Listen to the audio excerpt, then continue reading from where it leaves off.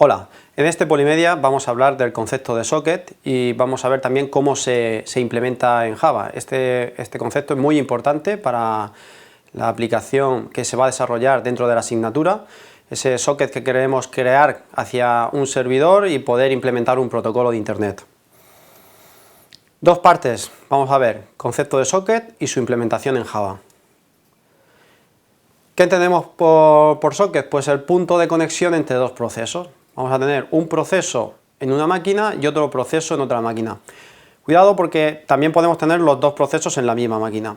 Lo que estamos intentando, o lo que quiero decir con esto, es que son dos procesos independientes. No estamos hablando del mismo programa, no hay una forma física, una compartición de memoria directamente. Entonces vamos a tener un proceso y otro proceso que se van a conectar a través de la red, a través de este socket.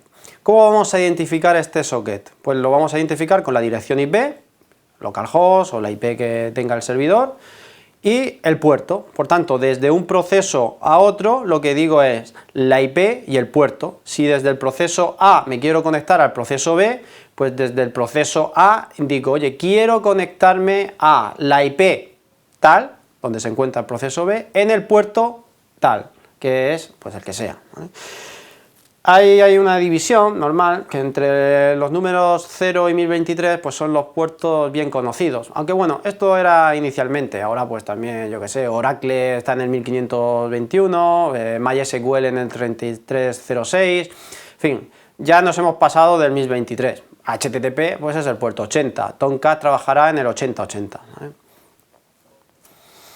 ¿Qué es lo que vamos a hacer? Pues por una parte nos vamos a tener que poner a escuchar, esperando que alguien se quiera comunicar con nosotros, y por otra parte nos vamos a conectar con ese proceso que está a la escucha. Entonces, en la parte que se pone a la escucha, que es lo que vemos ahí de crear socket, ligarse al socket y en escucha, pues es el primero que tenemos que lanzar. Entonces, ese proceso crea un socket, le dice al sistema operativo, oye, quiero estar escuchando en este puerto, ¿vale? Lo voy a ligar a un puerto en concreto y se pone en modo escucha. De tal forma que el sistema operativo ya sabe que cuando llega una petición de conexión hacia dicho puerto, tiene que informar o decírselo y enviar los datos al proceso que se había ligado a él. Y una vez que ya se queda a la escucha. Del otro lado, de la parte del otro proceso, lo que hace es crear el socket y conectarse con dicho proceso, IP y puerto, y se conecta. Y desde ese momento, pues lo que vamos a hacer es un intercambio de leer y escribir. Pues un proceso escribe y el otro lee, y viceversa. Es importante y hay que tener mucho cuidado, porque suele ser normal que, al ser dos procesos totalmente independientes, que se están ejecutando cada uno a su lado, que llegue el proceso A y se ponga a leer, y llegue el proceso B y también se ponga a leer. Entonces, pues ahí hay un bloqueo, aunque los dos, digamos, están esperando a que el otro escriba.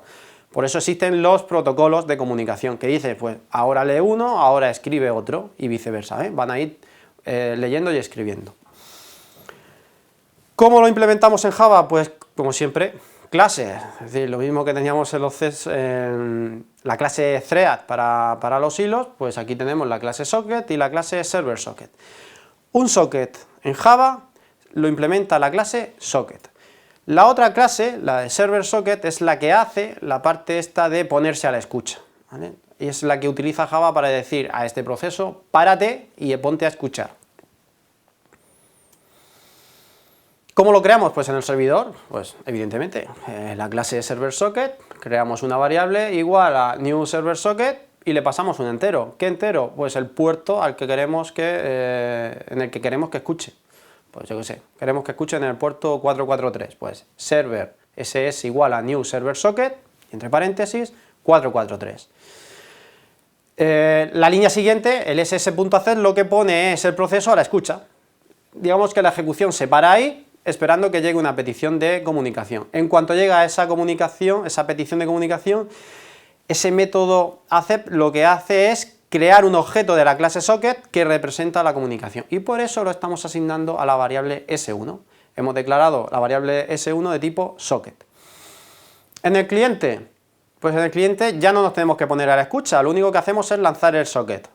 Pues simplemente socket s2 igual a new socket, y eso sí, el puerto, ¿vale? Puedes indicar el puerto simplemente si vamos a trabajar en la misma IP, o puedes poner, que sería la otra opción, pero no aparece en la transparencia, es la IP, entre comillas, coma y el puerto. Y en ambos casos, en ambos lados, tanto en el servidor como en el cliente, como ya tengo el socket en los dos procesos, pues si quiero leer, utilizo un buffer reader. Lo que hago es, fijaos que pone s1.getInputStream, cojo el flujo de lectura y me creo un buffer de lectura sobre ese flujo.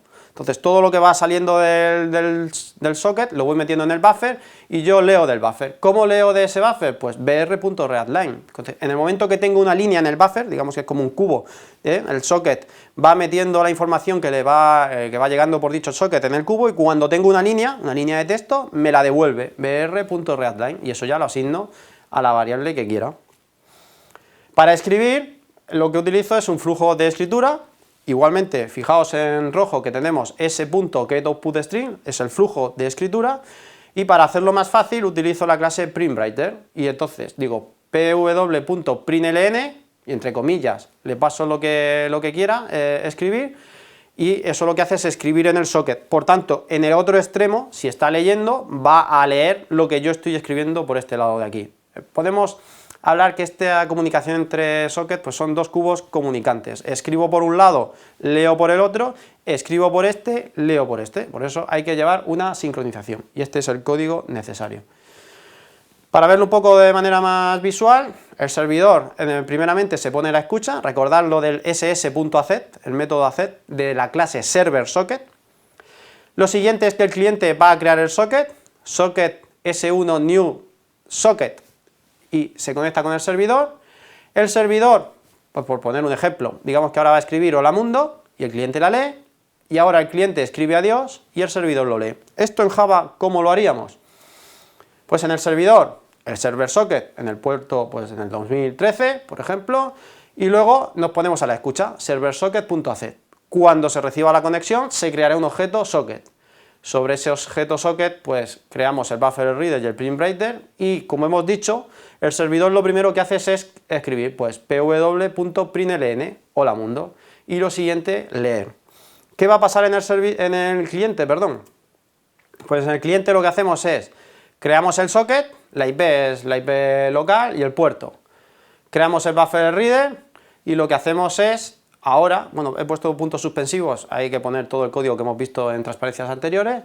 En el caso del cliente, lo que hacemos es leer primero y escribir después. Vuelvo con la transparencia para atrás. Fijaos que el servidor lo que ha hecho es escribir primero y leer, y el cliente lo que hace es leer y escribir, que era el flujo que habíamos hablado. Primero el servidor escribe y luego lee, y viceversa en el caso del cliente.